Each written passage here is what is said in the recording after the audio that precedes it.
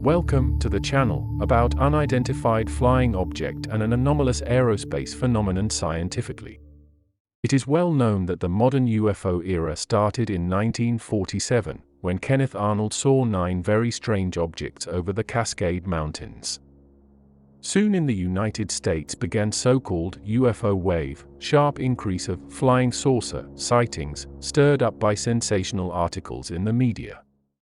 The Soviet press almost immediately stated that it was a dirty trick of American warmongers, who want to fire away a new war. This is one of such news items entirely quoted. American press, which, with small exception, is located in the hands of capitalists, given enormous aid for the warmongers. Each day, newspapers printed some fictional stories about the Soviet Union by the orders of their owners. Here is only one example.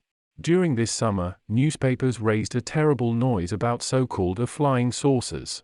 Each day newspapers reported on the first pages, under the enormous titles, that people in the different places of America supposedly saw flying objects in the sky. They have an oval form and approximately aircraft size. Newspapers explained their readers that this is, obviously, some projectiles, sent from the Soviet Union toward America through the North Pole. American doctors unanimously stated that all the flying saucers are only fruit of the people's imagination, agitated by talks about the war, or simply someone's idle fabrications.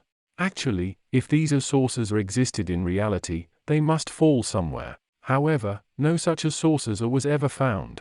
Nevertheless, newspapers continued to make noise around this matter during several months. Special forces with the high-speed aircraft were created with the aim to pursue flying saucers. It's clear that they shot down nothing. Such a point view was repeated by one of the top Communist Party leaders, Pavukin. At a speech at a meeting celebrating the 35th anniversary of the revolution, in November 1952, he raised merry excitement when saying that the Americans fancied flying saucers and green fireballs in the sky. Of course, he stated that all sightings were caused by loss of mental peace because of military psychosis. When Soviet citizens with some courage reported about UFO sighting to the scientific organization or media, they received only answers in a debunking style. For example, the Moscow Planetarium had a standard reply letter for all strange cases: "Dear comrade, the phenomenon you observed was, in all probability, due to an experiment that was conducted to measure the density of the atmosphere at high altitudes with the aid of a sodium cloud." The position of the Soviet officials was unequivocal: "Our people do not see any mysterious objects in the sky, but even when they sometimes do, specialists can always convincingly solve such events." Information about UFOs in the 1950s was mostly confined to official agencies. Some cases leaked decades later, when the talks about UFOs again became possible. After the Stalin's death, some enthusiasts, notably Yuri Fomin, a senior instructor at the Food Institute, Moscow, who was also a lecturer of Society for Propagation of Political and Scientific Knowledge, later Knowledge Society, began collecting information on UFOs and give lectures on this topic. His activity evoked great public interest, but official bodies decided to stop it. On January 8, 1961, Pravda, Truth, main newspaper of Communist Party, publishes an article of academician Artsimovich, entitled "The Flying Saucer Myth." He stated that so-called flying saucers do not exist. All talk on this issue stems from the same source, namely, unscrupulous and anti-scientific information contained in lectures made in Moscow by some irresponsible persons.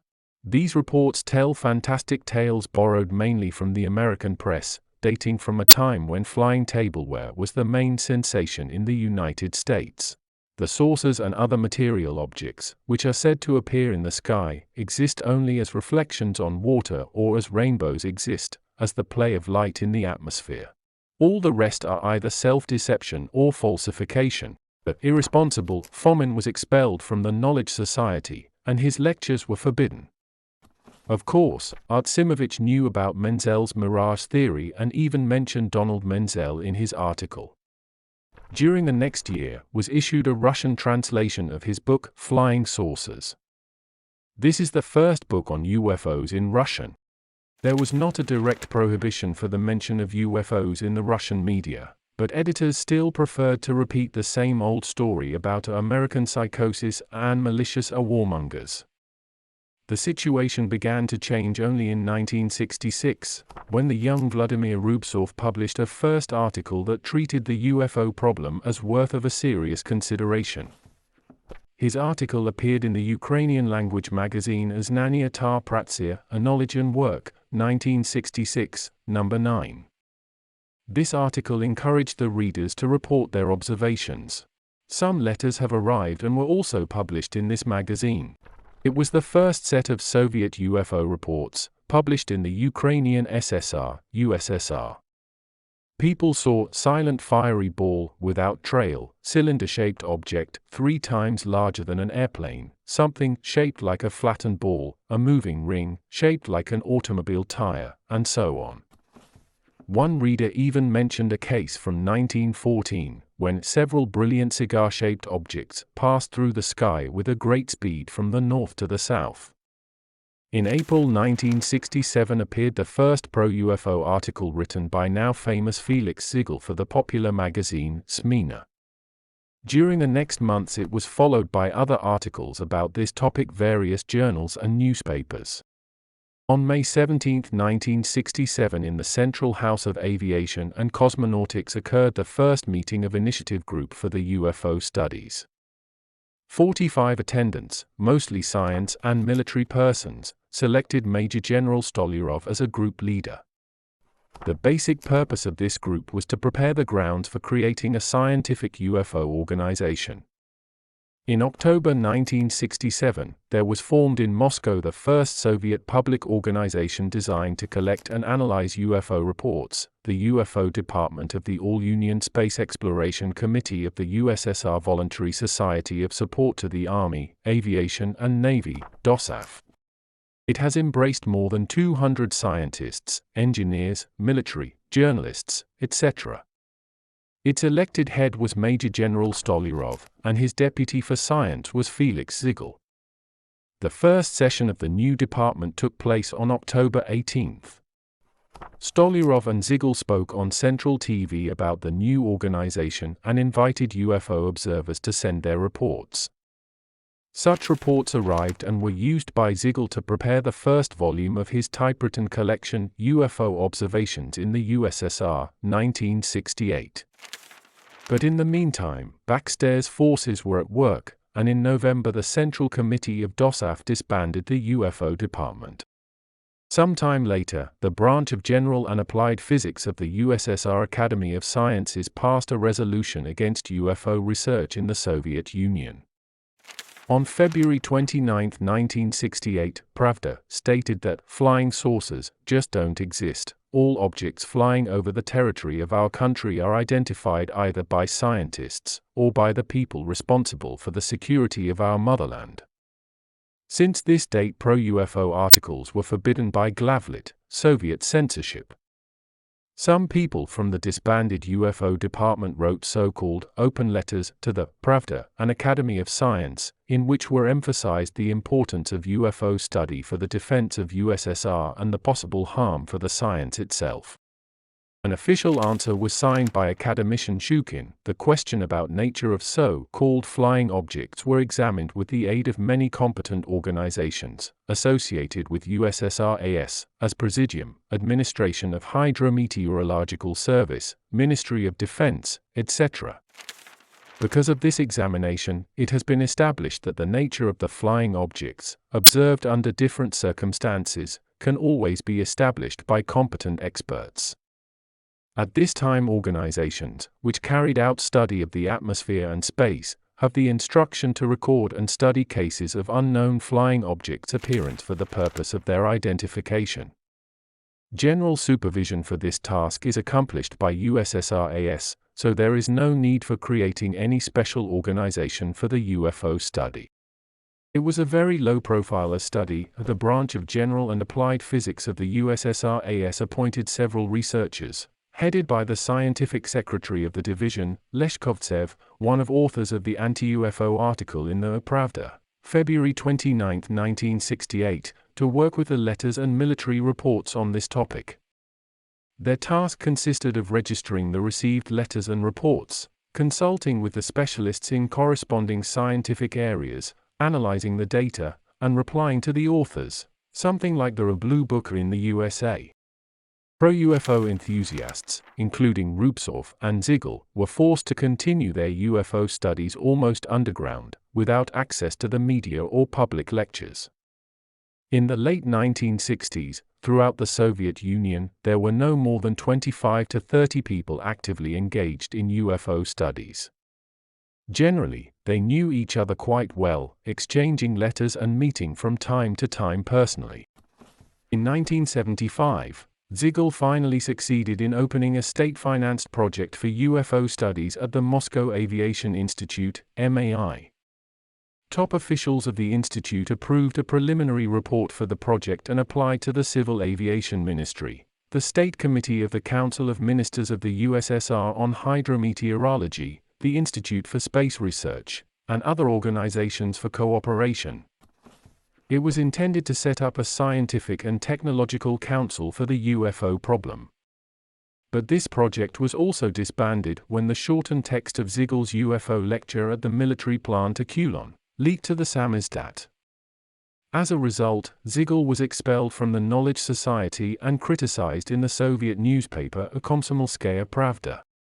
Only after the so-called Petrozavodsk phenomenon, September 20, 1977 UFO sighting over the capital of the Karelian Autonomous Republic, later explained as the launch of the Cosmos 955 satellite from the Plesetsk launching site, the UFO phenomenon was considered a worth topic for serious investigations.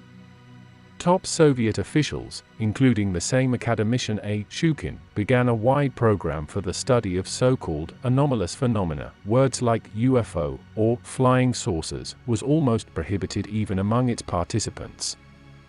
The program was composed of two parts, civilian and military. Setka-AN AS network was a civilian study of physical nature and development mechanisms of anomalous atmospheric and space phenomena. Its head organization was the Institute of Terrestrial Magnetism, Ionosphere, and Radio Wave Propagation of the USSR AS, Izmarin. Setka-MO, a mod network, was a military study of anomalous atmospheric and space phenomena, and of their effects on the performance of military hardware and the status of personnel. Its head organization was a NII-22, Institute of Anti-Aircraft Defense, located in Mytishki, near Moscow. Both parts of this program were connected via Military-Industrial Commission. All its activities were secret because of three reasons: the necessity to ensure abatement of public response, the closeness to the defense-related themes and possibilities that in case of successful completion of the task some discoveries could be used for the military purposes. The program twice changed its name during the last period, at first to the Galaxy, then to the Horizon. Goskomjidramit, State Committee of the Council of Ministers of the USSR on Hydrometeorology, took an active part in this program since 1979, when all Soviet meteorological stations and personnel engaged in the field studies received instructions and long questionnaires about so-called anomalous phenomena, AP, sightings. In the Ukraine this instruction is still active, but filled questionnaires now send to the Kiev instead of Moscow. In 1980, government censorship rules about UFOs were changed. Now all articles, books etc. must have an additional approval sign from the Setka-AN authorities. To publish any pro-UFO article was still impossible. Such articles haven't any chance to go through a double censorship. By the early 1980s, the number of UFO enthusiasts increased sharply. In Moscow, Leningrad, Kiev, Kharkiv, and elsewhere, various scientific and technical societies and journals organized public clubs for investigation of anomalous phenomena, AP. When the first Ukrainian meeting on AP was held in Kiev in 1981, there were 12 doctors of sciences and 40 candidates of sciences participating. The resolution of the Kiev meeting stated that, in the atmosphere, the hydrosphere, on the ground surface and in the near space a large group of complicated phenomena are constantly observed, by using physical instruments and visually, which defy being simply explained as well-known natural phenomena or as being due to the human technological activities. This group of phenomena, referred to as anomalous phenomena in the environment, is to be studied profoundly in the interests of the science and practical activities of the human society. The Ukrainian Academy of Science, especially academician Pisarenko, who became a chairman of the local commission for the AP studies, given important support for the local UFO investigations. In February 1984, all scientifically oriented UFO enthusiasts united into the Commission on Anomalous Phenomena of the Committee on the Problems of Environmental Protection of the All-Union Council of Scientific Technical Societies. Of course, they obtained the permission from the Galaxy AS, including from the main person behind this study, Migulin, director of Izmarin. They intended to use enthusiasts for the primary job in ufology, collecting raw reports from the people and studying them on the places of events. The chairman of this commission was the corresponding member of the USSR A.S. Troitsky from Gorky, head of the Gorky Commission for AP Studies. His deputies were Jeltukin, the same Pisarenko, and the Major General Popovich, former astronaut. Mordvin Shodro from Leningrad became a scientific secretary of the commission. News about the commission appeared in the biggest Soviet newspapers, Sovetskaya Rossiya, Izvesty, Socialistikeskaya Industria, and Trud. All these newspapers provided a postal address to the UFO witnesses, 101000, Moscow, P.O. Box 764. On a January 30, 1985, Trud published a long article about a recent UFO case, which had been studied by the Commission on AP. This article created a big stir among the Soviet people, because it had been written from the pro-UFO position and depicted a very striking incident involving a Tu-134 plane. Its author Vostrukin deceived the censorship as he replaced the officially approved article by his one. Of course, Vostrukin was fired, but his article, exactly at 4.10, became a big sensation even abroad. After this event, the Commission on Anomalous Phenomena received 12,000 letters from witnesses. Analysis showed that approximately 60% of these letters contained some misidentifications, bright stars, rocket launches, etc. 8% had not any value, general reasonings, theories. All the remaining cases had a definite interest, although some of them contained too little information. On February the 7th and 8th, 1986 in the Gorky took place the first all-union seminar, Technical Methods of Anomalous Phenomena Research. This meeting was described only in the local press from the anti-UFO positions. In January 1987, amateur Yaroslav UFO Research Group, it wasn't part of Commission on AP, started to publish its periodical, the first monthly UFO bulletin in the Soviet Union. This Samizdat bulletin had a very small circulation, about 50 copies. Since 1988, the strict censorship started weakening. On the movie screens appeared the first Soviet documentary about UFOs and life in the universe, entitled, In Search of the Aliens. It was made by the studio Okivnorchfilm. Among the script writers was Mordvin Shodro, the scientific secretary of the Commission on AP. At the end of 1988, the Leningrad branch of the Commission created a separate amateur association for the UFO studies, named UFACT. Its main aim was a wider attraction of people toward the UFO problem. FACTA was disbanded in 1990, part of its archives was saved and recently digitized. In 1989, all censorship restrictions about UFOs were broken. In the Soviet press immediately appeared many articles about recently forbidden topics. Since 1990 appeared new magazines and newspapers, entirely devoted to the UFOs and paranormal phenomena. Some of them exist nowadays. Most famous of them, the newspaper Anomaly, from Leningrad, St. Petersburg. The main Soviet UFO research program, Horizon, was closed in 1991, after the collapse of USSR.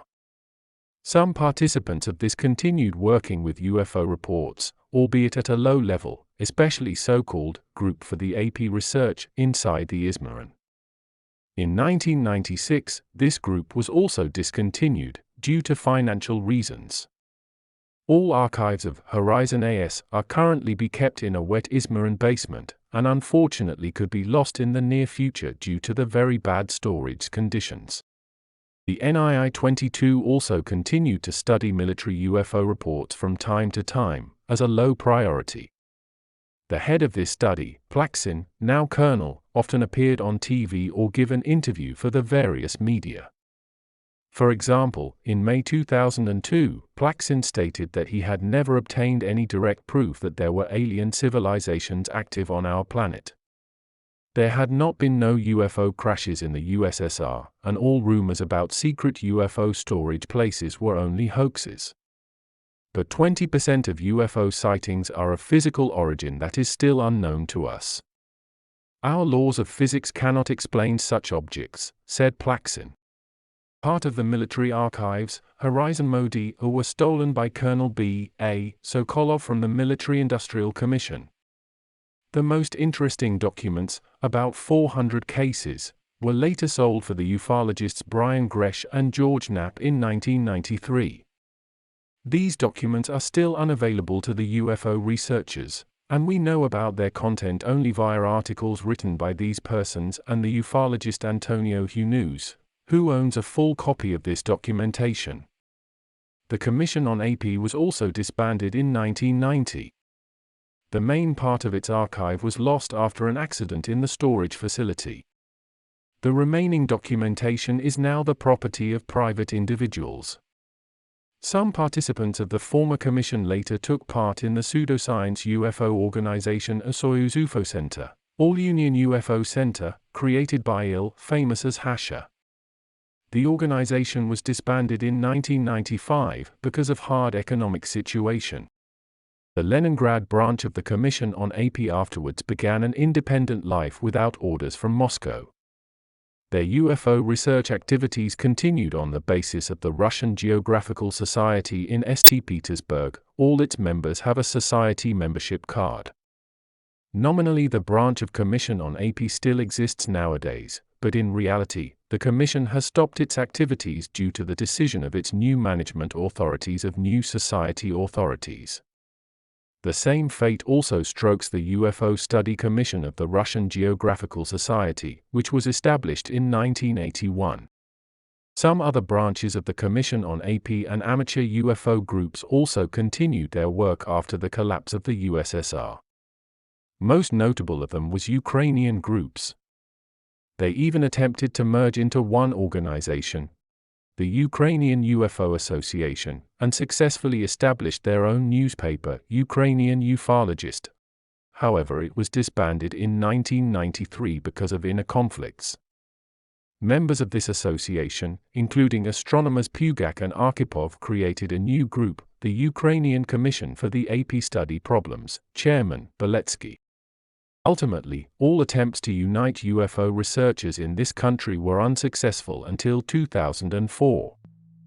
On October 21, 2004 was created the Ukrainian Scientific Research Center for Analyses of Anomalies, ZOND, the direct successor of local commissions on AP study, eventually became the biggest research center in the country.